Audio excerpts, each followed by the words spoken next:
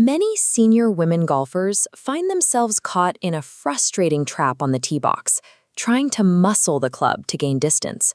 But relying on muscular exertion usually creates the exact opposite result, producing a weak, jarring impact or a slice into the rough. To generate true driving distance, we have to look past physical strength. Instead, the focus must shift to rotational efficiency, an upward strike trajectory, and the specific wrist mechanics that accelerate the club head. For this session, you will need your driver, an alignment stick, a practice stick, and a metronome. We're going to coordinate these elements to reorganize how your body moves through the ball. When we substitute sheer force with these mechanical adjustments, distance becomes a function of technique. This approach prioritizes structural efficiency, making a consistent, long drive the natural result of a better engineered swing. We begin by preparing the body's central axis. Before attempting high-speed impacts, it is necessary to safely expand your rotational range of motion to ensure the muscles are ready for the work ahead. Start with the free turn warm-up. Flare both feet outward about 20 to 30 degrees to keep your lower body from feeling anchored to the ground. Cross your arms over your chest and rotate your shoulders until your back squarely faces your target. Hold for 1 second, then repeat this 5 times. Next, we isolate the pelvis with the hip turn drill. Hold a golf club horizontally across your waist. Maintaining your posture, rotate your right hip so the club head points toward the outside of your left shoe. This diagram illustrates the difference. On the left, the torso pivots tightly around a fixed vertical axis.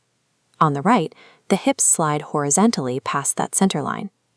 This slide is called swaying, and it is one of the primary ways rotational energy is lost. By turning strictly in place and eliminating that lateral slide, you ensure that the body's rotational energy is conserved and directed entirely toward the target. Now we address the impact vector. Most golfers lose power with a downward chopping motion. We want to reprogram that into an optimized upward strike or an upper blow, which helps the ball launch higher and stay in the air longer. To train this path, use the belt stick drill. Thread an alignment stick horizontally through your front belt loops and take your normal address position. As you start your downswing, focus on keeping your hips from spinning open too early. This forces the club head to take a vertical drop, falling behind the stick's boundary before curving upward into the ball. With the path established, we can focus on club head velocity. For this, grab your lightweight practice stick for the wrist snap drill. The key is to keep your torso completely frozen. Use only your wrist rotation to violently snap the stick at the bottom of the arc, creating a sharp whistling sound. This teaches the wrists to close the club face rapidly without requiring extra arm strength. To ensure this speed translates to the actual club, we use the toe-up to toe-up drill. This is a controlled half swing designed to create a natural release. Watch for 2 specific checkpoints. When the club reaches waist height on the backswing, the toe of the club head must point perfectly skyward. On the follow-through, stop at waist height again and ensure the toe is pointing skyward once more. Mastering that vertical drop and isolating the wrist snap effectively multiplies your club head speed without putting additional strain on the upper body. Now we look at chronometrics, the timing of the swing. Rushing the transition from the backswing to the downswing is a common error that cancels out the mechanical advantages we've worked on. Use a metronome to practice a strict 3-to-1 tempo. You want a slow, measured 3 count for the backswing, followed by a rapid 1 count for the downswing and impact. At the very top of that 3 count, use a 1 count pause. This brief moment allows your weight to shift to the lead foot before the club descends, ensuring the strike's timing is precise. To improve your extension, imagine a second target ball placed directly in front of the actual ball. The goal is to sweep the club low along the ground through both targets, extending the impact zone. This prevents the power-draining error known as the chicken wing, where the arms are abruptly pulled inward toward the chest, as seen here in red.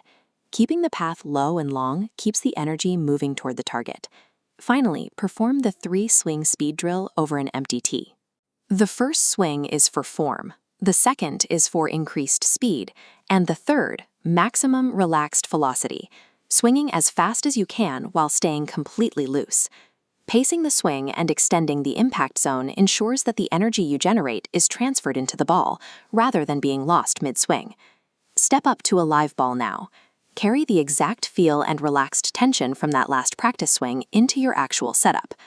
Trust the movements you've practiced, the vertical drop, the wrist snap, and the tempo. Let the mechanics handle the speed, rather than trying to force the result with your muscles.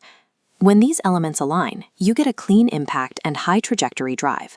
The ball carries further, while physical strain on your body is significantly reduced. Use this 15-minute routine as your diagnostic check before every round. It serves as a guide to keep your rotational axis and timing consistent. By prioritizing technique, rhythm, and structural efficiency over brute force, any golfer can reach the full distance they are capable of.